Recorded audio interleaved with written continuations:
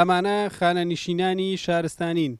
ساڵانێکی زۆرە لە سێکتەرە جیاوازەکانی حکوومەتی هەرێمی کوردستان تەمەنی خزمەتیان بە نیشتیمان کردووە و ئێستاش تەنها داواکارن بە بەردەوامی موچەکانیان لە بانکی دوکان وەربگرن و کار ئاسانیان بۆ بکرێت. ئەنیمە مەعاشەکەمان لە کورساتە، بانقی کورساتیش نەک من هەموو کەس دەزانێ کە وەزعی چۆنە.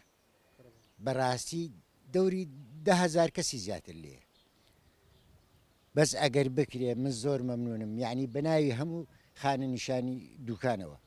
بەڕاستی ئێمە عەزێتێکی زۆرمانە بێ بۆ تەکسی بۆ هەموو شتێک تا دەگەینە کورسات. ئەگەر بۆمان بکەن بۆمان بێنی ئێرە مەعاشەکە زۆر مەمنونی. ئێمە مەمنونی حکوومەتی هەرێمین، خەڵکی سنوورەکەین، خەڵکی دوکانین، زۆر حەزەکەین، مەمنونی ئێوەشین. خێرتان دەگاتێ بۆمان نەقلی دوکانەکەنەوە. ئەمەنەوە 2 مانگەوەرم نەگرتۆم عاشیمان جەکەم بۆ هاتووە. ئێمە کرێ خان و کرێ کارەبا و کرێ ئای بەچی بدەم ها وانە خێرتان دەگاتێ زۆر مەمنونین. ئێمە خەڵکی منتیقین بۆ دەمانگوازنەوە بۆ شوێنێکیکە. ئێمە تەمان پێشتر خەڵکی قەزای دوکان و دەوروبەری قەزایەکەمان لە کورسات وەری دەگرین، بەڵام ئێمە داوا دەکەین لەو بەرپرسانی کە بەرپرسن و دەسەڵاتیان هەیە لەو مۆزوعی ئێمە کە داواشمان کردووە، ئەوەی ناو قەزای دوکان و دەوروبەری قەزایەکەشمان نقلماکان بۆ دوکان لە بڕۆی باقمان هەیە، دایرەی خانەنشینمان هەیە. ئەو خەڵکە هەموو پیر و پەکەوتەیەک یەکێک کە خانەنشین دەبێت تەمان تەمەنی بەسەر دەچێت، نیوەی بە جەڵدەلی داوە بە گۆچانە ڕوا لەبێت تەکسی بگرێ بێتەوە تەکسی بگرێتەوە بۆ گەراج مەسرفێکی زۆر دەکا. ئەنی بە هەموو حەقێک ئێمە حەقی خۆمانە بەرپرسەکان نەقلماکەنەوە بۆ قەزای دوکان و خەڵکی قەزایەکە و دەوروبەری قەزایەکە.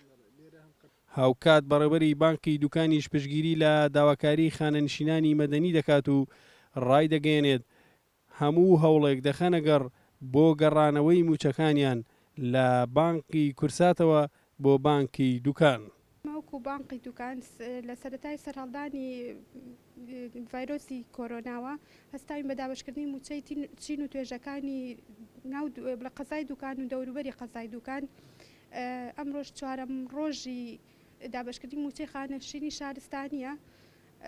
بەپێی مەرجەکانی وەزارەتی تەندروستی هەستاوین بە دابشکردنی و مەرجەکانمان جێبەجێ کردووە. ئەو موچەخۆرانین کە ئەمڕۆ هاتوونەتە لای ئێمە وەکو میوان نامێ وەکو چکە خەڵکی منتیقەکەن، خەڵکی بڵین قەزای دوکان و دەوروبەری قەزای دوکانن، وەکو هاوکاریەک و بە ئەرکی سەرشانی خۆشمانی ئەزانین کە ئەم موچانیان بگەڕێتەوە ناو بانقەکەمان، چکە ئەمە موچەی خانەنشینی شارستانی و بەڵام لە بانقی کورسات وەریەگرن.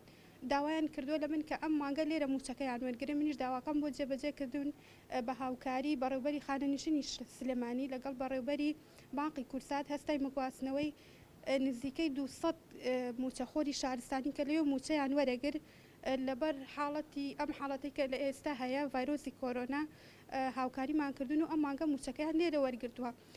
داواش لە بەڕێوەبەرەتی خانەنشینی سلێمانیەکەین کە هاوکاریمان بکەن بەردەوام ئەو موچیان بۆ بێنینەوە ئێرە.